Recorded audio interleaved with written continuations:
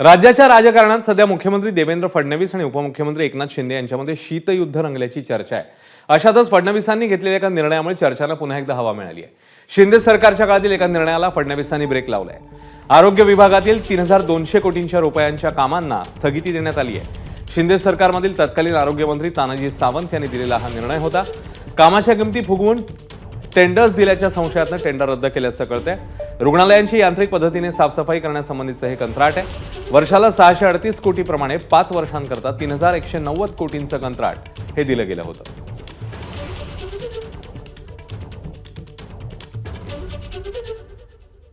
तर तानाजी सावंतांशी आमचा कोणताही संबंध नाही। नियमाप्रमाणे कंपनीला कंत्राट मिळालं। ऑक्टोबर 2024 पासून कामही सुरू केलं, पण कामाचा 1 रुपयाही मिळाला नाही असा आरोप बीएसए कॉर्पोरेट लिमिटेड कंपनीचे सीईओ बाळासाहेब कदम यांनी केलेला आहे। पुण्यातील बीएसए कॉर्पोरेशन लिमिटेड या कंपनीच्या कार्यालयामध्ये आम्ही आहोत आणि या कंपनीचे चीफ एक्झिक्युटिव्ह ऑफिसर असलेले बाळासाहेब कदम आपल्यासोबत आहेत। ही तीच कंपनी आहे जेव्हा तानाजी सावंत आरोग्यमंत्री असताना राज्यातील शासकीय रुग्णालयांच्या सफाईचं काम या कंपनीला देण्यात आलं आणि जो आता दावा करण्यात येतो आहे विद्यमान सरकारमधील लोकांकडून की हे जे कंत्राट होतं ते एका वर्षासाठी 638 कोटी रुपये असं होतं आणि 2022-23 आणि 23-24 असे आणि त्याच्या पुढचं वर्ष असं मिळून एकूण या कंत्राटाची जी रक्कम आहे ती 3200 कोटी रुपये इतकी होती। आता याच वेळी असंही सांगण्यात येतंय की या सगळ्या आपल्या राज्यातील शासकीय रुग्णालयांच्या स्वच्छतेसाठी 70 कोटी रुपये पुरेसे आहेत वर्षाला आणि 3 वर्षांसाठी मिळून 350 कोटी रुपये हे पुरेसे आहेत। मात्र 3200 कोटी आणि 350 कोटी हा जो आकडा आहे अर्थात यामध्ये राजकारण देखील खूप मोठ्या प्रमाणात दडलेलं आहे। आपण बाळासाहेब कदम यांच्याकडून त्यांचं काय म्हणणं हे जाणून घेऊयात। सर, पहिल्यांदा की हे कंत्राट आपल्या कंपनीला कसं मिळालं आणि हे कंत्राट नक्की किती रुपयांचं होतं? सर, ह्या कंत्राटाची टेंडर निविदा जुलै 2024 मध्ये आली होती आणि ती आली असताना आम्ही ती रितसर टेंडर भरलं होतं आणि त्याच्यानंतर मी प्रीबिडमध्ये पार्ट घेतला। आमच्या काही जे अडीअडचणी त्याच्यामध्ये सांगितला आणि त्याच्यानंतर मग इव्हॅल्युएशन करून नंतर ते आम्हाला काम मिळालं। किती इतर कंपन्या होत्या या बिडिंगच्या प्रोसेसमध्ये? टोटल म्हणजे 12 ते 13 कंपन्यांनी बिड केलं होतं। आय थिंक 5 की 6 कंपन्या क्वालिफाय झाल्या होत्या आणि शेवटचं कंत्राट हे तुम्हाला? हां, मग त्याच्यामध्ये ते सर्कल वाईज बिडिंगमध्ये असताना आम्ही सर्कल वाईजमध्ये एलोन आलो।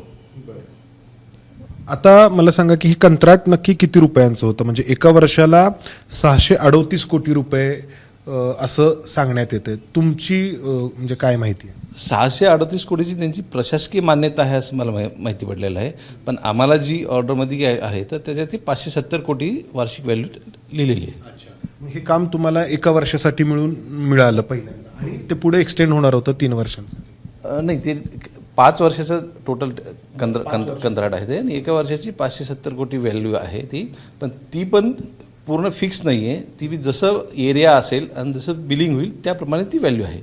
आता आपल्या राज्यामधली किती प्राथमिक आरोग्य केंद्र आहेत आणि किती शासकीय रुग्णालय आहेत ज्यामध्ये जिल्हा रुग्णालय आहे की ज्यांच्या स्वच्छतेचं हे काम करायचं होतं? ह्याच्यामध्ये जवळपास 2100 प्राथमिक आरोग्य केंद्र आहेत आणि जवळ 547 हे जिल्हा रुग्णालय, उपजिल्हा रुग्णालय आणि ग्रामीण रुग्णालय असे हे जवळपास 2503 संस्था आहेत।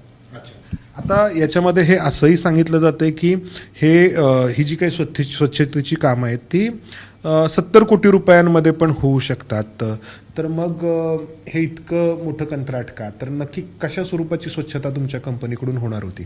सर, आता 70 कोटी यांनी आकडा कुठून आणला मला माहिती नाही आणि 70 कोटी ते कसे करत होते तेही मला माहिती नाही, पण जशी निविदा आल्यानंतर मी पार्टिसिपेट घेतला आहे।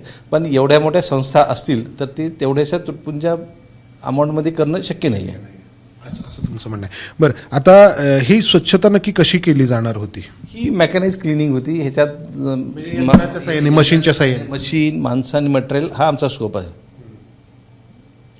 मग मग आत्ता सुरू आहे तुमच्याकडून, कधीपासून काम तुम्हाला मिळालं, कधीपासून स्वच्छता केली जाते या शासकीय रुग्णालयांमध्ये? हे टेंडर 1 ऑक्टोबरपासून अंमलात आणायचं असं MOU लिहिलेलं आहे. त्याप्रमाणे आम्ही ते काही प्रमाणात चालू केलं होतं, काहीच्या मशीन येत होत्या आणि त्याप्रमाणे आम्ही काही ठिकाणी चालू केलेलं आहे. काही ठिकाणी काम चालू आहे, मग किती ठिकाणी चालू आहे? आता मला एक्झॅक्ट आकडा सांगता येणार नाही, पण मी सांगतो चौकशी करून. ह्या जे काही आहेत एकूण कंत्राट आहे, तर त्यापैकी किती निधी आला तुमच्याकडे? काही का अजून नाही आला? नाही, अजून 1ही रुपयाचा निधी आलेला नाही आम्ही बिलिंग केलेलं आहे. अजूनही आमचं पूर्णतः ते इम्प्लिमेंट फेजमध्येच आहोत. पूर्णतः इम्प्लिमेंट फेज झाल्यानंतर मग आम्ही तिकडून सर्टिफिकेट घेऊन आम्ही बिलिंग करणार आहोत. आता आपण 1ही पैसा आम्हाला ना शासनाकडून मिळालेला आहे ना आम्ही बिलिंग केलेलं आहे. आता या सगळ्या कामाला विद्यमान मुख्यमंत्री देवेंद्र फडणवीस यांनी स्थगिती दिलेली आहे अशी माहिती आहे तुमच्यापर्यंत? सर मला काही माहीत नाही. आता हा सगळा जो म्हणजे या कंत्राटाचा विषय आहे, तर तो तानाजी सावंतांशी संबंधित आहे. तर तुमचे त्यांचे काही संबंध कौटुंबिक किंवा आणखी काही? नाही, काही नाही. एक व्यावसायिक म्हणून तुम्ही हे? हा साहेब, आम्ही व्यावसायिक आहे, तर जसं ज्या प्रकारे आम्ही या राज्यातही काम करतो, बाकीच्या राज्यातही जाऊन काम करतो. किती वर्षांचा अनुभव आहे तुमचा? मला आता 24 वर्ष, माझी 2020 मधली कंपनी फॉर्म केलेली आणि 24 वर्ष झालं. 2020 का 2000 मधली? 2000 मधली. 2000 मधली 24 वर्ष मला पूर्ण झाले त्या कंपनी एप्रिलमध्ये. आता 25 वर्ष झालं आहे आणि मी बाकीच्याही 7-8 राज्यामध्ये काम करतो आहे. आणि माझ्याकडे आता नाही म्हटलं तरी जवळपास 35,000 लोक आहे सगळी मिळून. आता ह्या तुमच्या सगळ्या कंपनीला जे काही कंत्राट मिळालं होतं, तर त्याला स्थगिती देण्यात येते. राज्यात जे काही राजकारण सुरू आहे त्याचाही हा एक भाग असू शकतो. तर एक व्यावसायिक म्हणून तुम्ही कसं बघता याच्याकडे?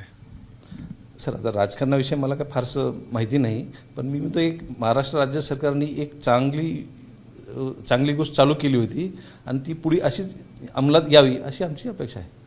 तानाजी सावंतांमुळे हे काही होतंय असं वाटतं? नाही. तर या कंपनीचे हे जे सर्वेसर्वा आहेत त्यांनी त्यांची बाजू या ठिकाणी सांगितलेली आहे आणि ते सांगताना हे म्हणतायत की हे कंत्राट मिळालं होतं, मात्र त्यासाठीचे पैसे अद्याप त्यांच्या कंपनीला मिळालेले नाहीत.